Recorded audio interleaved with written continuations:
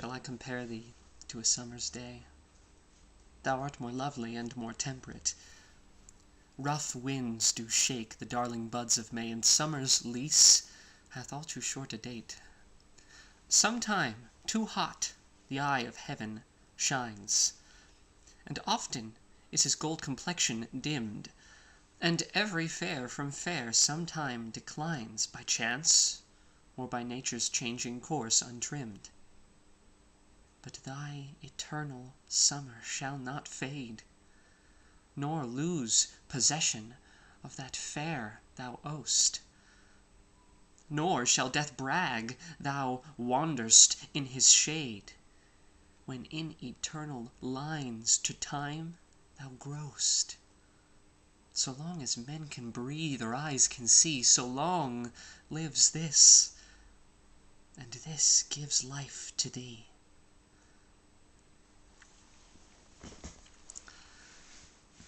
That was Sonnet 18. I'm doing an early sonnet this time.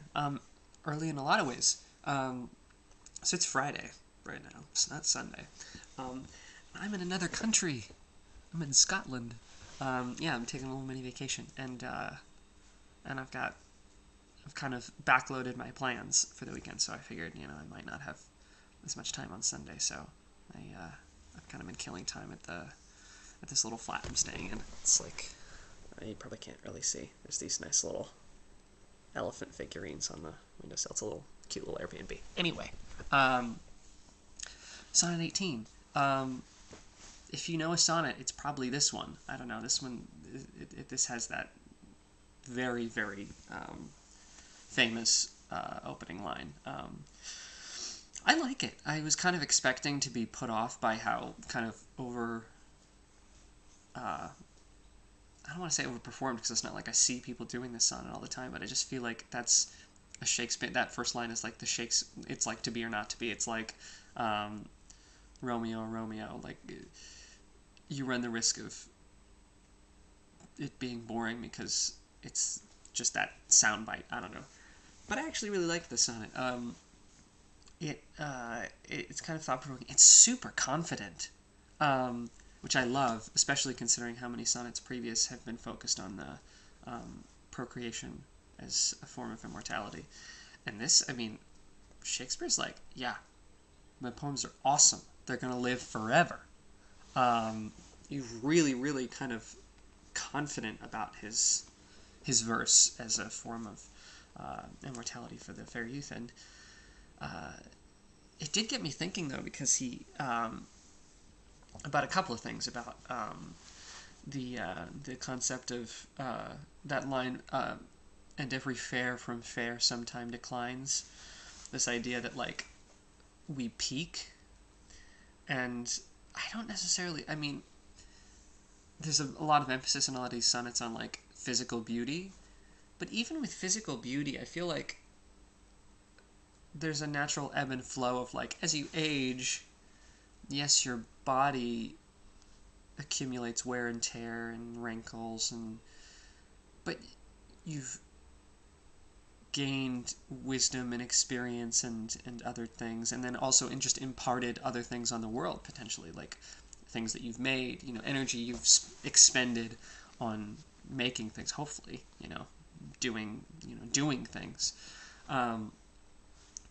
And so it kind of, again, I feel like this has come up in a couple other sonnets with, such an emphasis on physical beauty, and it's like,